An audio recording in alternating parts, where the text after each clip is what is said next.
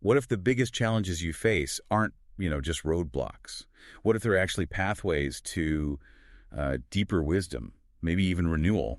Imagine that. Standing at a crossroads, maybe you feel like you've paid a heavy debt, and then suddenly realizing, okay, the real journey, it's only just starting. Exactly.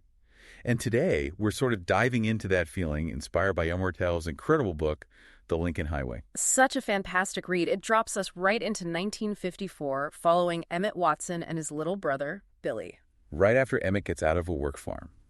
And they end up on this completely unexpected adventure. Doesn't quite go according to plan. Not at all. And our mission today really is to unpack some of the insights in this book. How these characters handle misfortune, find meaning where you wouldn't expect it. And figure out what it actually means to start fresh. Yeah, it's so much more than just a road trip. It's this internal journey, too. And, exploring these kinds of rich stories, full of these unexpected turns and wisdom, that's something we love to do. It reminds me a bit of the AI book analysis we do over on our YouTube channel, Mindful Moments. Ah, yes. Always aiming to spark a bit of reflection, some rational thought. Precisely. So let's get into it. Let's start with Emmett. His starting point is... Well, it's pretty rough. it really is. He gets out of Selena, the work farm, comes home. And finds his dad has passed away, the family farm's foreclosed, everything's gone. And now he's basically the sole guardian for his younger brother, Billy.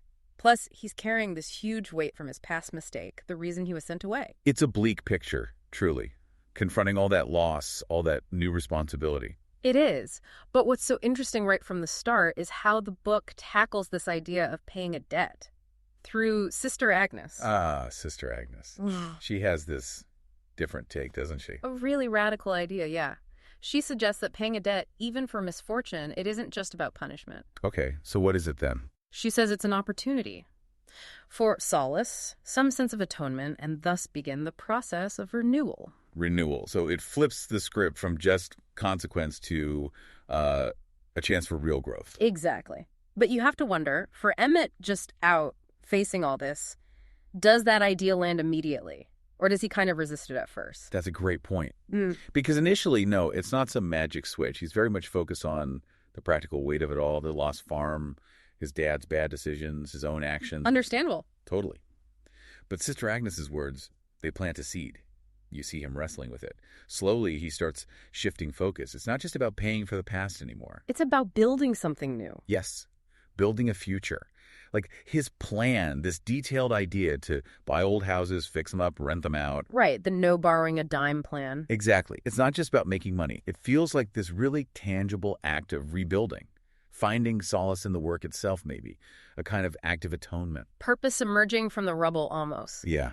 He gets that regret isn't enough. You have to actually make something better.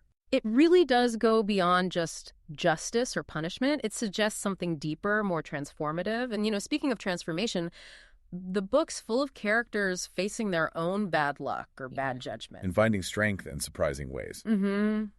Sister Agnes pops up again with another insight here. She says, "What wisdom the Lord does not see fit to endow us with at birth, he provides through the gift of adversity."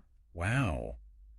That's a challenging thought, that the toughest times might actually be our best teachers. It is, and we see it play out differently for everyone. With Emmett, it's that practical resilience we just talked about, his plan. Relying only on his own hard work. Which is such a direct contrast to his father's mistakes with loans and land. It's like he's consciously learning, choosing a different path. A self-reliant one. He's not waiting around, he's actively building. And then, completely different kind of wisdom, you have Billy, Emmett's little brother. Oh, Billy. His optimism is just something else. It really is pure, almost childlike hope, but it's incredibly powerful. His whole journey is guided by that red book of his adventures. Full of heroes and quests. And he genuinely believes he can follow the Lincoln Highway, the first road across America, right? All the way to San Francisco. Then find their mother, who left years ago. You see him drawing that little star on the map for their house. He's so excited. How does he stay so hopeful when everything looks so bleak? I think his optimism is more than just being naive. It's almost like an act of will. He's not basing his journey on logic or what seems possible. He's basing it on imagination and purpose. Exactly. He's chosen his quest, inspired by those stories, and that gives him this incredible focus, this resilience. It shows how belief itself can be a compass, maybe even more powerful than practicality sometimes. A compass built on belief. I like that. Okay, so we have practical Emmett, hopeful Billy, and then there's Duchess. Ah, Duchess, the unpredictable friend. He's such a wild card. He really is. He even says he has no peripheral vision, which feels like a perfect metaphor for him, doesn't it? It absolutely does. He's impulsive, seems unable to see the consequences down the road. How does that chaotic energy even fit in with Emmett's more careful nature? Well, it creates tension, for sure. And some funny moments, some scary ones. But underneath all that chaos, there's this strange loyalty. Like with the Cadillac. Exactly. He inherits this Cadillac and just offers it to Emmett for the trip west. It's completely unexpected, incredibly generous, and it totally changes their plans. It forces Emmett and us, I suppose, to look past the surface, to find value, maybe even a kind of wisdom in someone really unpredictable. Yeah.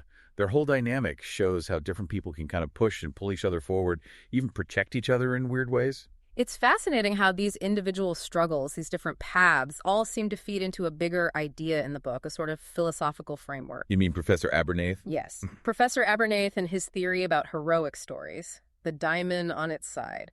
What exactly does he mean by that? It's a really evocative image, isn't it? He suggests that a life, maybe especially a heroic one, expands outwards. You gain strengths, relationships, experiences. Like the wide part of a diamond lying flat. Right. But then, at some untold moment, things start to contract. Life narrows, maybe through loss or hardship, returning towards a fine point. Like the points at either end of the diamond, so it's cyclical. Expansion, then contraction. Kind of. It suggests that periods of growth are often followed by consolidation, reflection, maybe even loss. But crucially, it implies it's not necessarily an end point. There's potential for a new expansion from that point. Exactly. And you can absolutely map Emmett's journey onto this. His youth was an expansion, then came incarceration, loss that's a sharp contraction. But the theory leaves room for what comes next, a new beginning. And a new shape to his diamond. And Billy, again, seems to play a key role here, helping others see their own stories. Yeah, with his stories, like Ulysses. He helps that man, Ulysses Dixon, who Billy actually names Ulysses, find some hope again. And Billy uses that phrase in medias res about his own story. Can you unpack that a little? What does in medias res mean here, and why is it so striking coming from him? In medias res, it's Latin, means into the middle of things. It's a literary technique, where a story starts right in the thick of the action, not at the absolute beginning. Okay, so how does that apply to Billy? For Billy to say he wants his story to start in medias res, it shows his amazing understanding that where they are now, the hardship, the uncertainty isn't the end. It's just a middle chapter. Precisely. He sees it as part of an ongoing journey. It's this incredible symbol of his belief that there are always more chapters to come, that even a rough start is just a middle waiting for what happens next. That ties into Professor Abernathy's other idea too, doesn't it? That our lives might echo great stories from the past. Right. He says, to imagine that there are additional versions of ourselves scattered across human history is substantially less outlandish than to imagine that there are none. It gives our personal struggles a kind of universal context. We're not the first to go through this expansion and contraction. Our journey is part of a much larger human story. Makes you feel a bit less alone in it all, maybe. And speaking of not being alone, as they travel, they encounter so much unexpected help. It really highlights the kindness of strangers. It really does. The book is full of these moments of connection, small acts of compassion that make a huge difference, like right at the beginning, Mr. Ransom and Sally. Oh, yeah. Sally takes Billy in, makes them food when they first get back. Total kindness. And Mr. Ransom. The Watsons had their fill of loans. The family reputation wasn't great because of the father's debts, but he still offers Emmett a loan to help them get started. It's genuine compassion, going beyond past problems. Yeah. Basic human decency. And then later, think about Emmett in New York, totally lost, alone, vulnerable in this huge city. And Ed, Bill, and Charity just take him in. Strangers. No questions asked, really. Just comfort, dignity, a meal, clean clothes. It's this little pocket of warmth and safety when he's at his absolute lowest.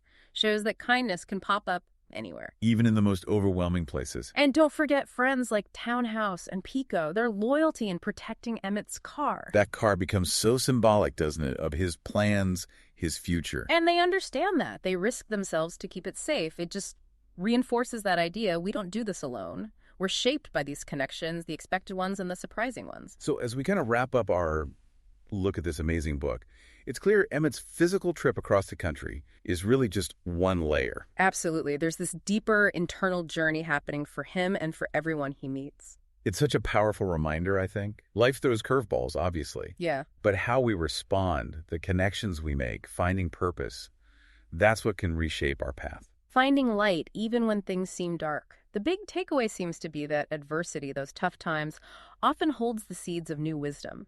And even in contraction, in those narrowing moments, there's still potential for renewal. That diamond on its side idea, it's not just for epic heroes. It's maybe a blueprint for understanding our own lives, right? How we find strength and meaning in unexpected ways. And that spirit of discovery, of finding insight in stories, that's really what we try to foster on our YouTube channel, Mindful Moments, using AI analysis to spark that reflection.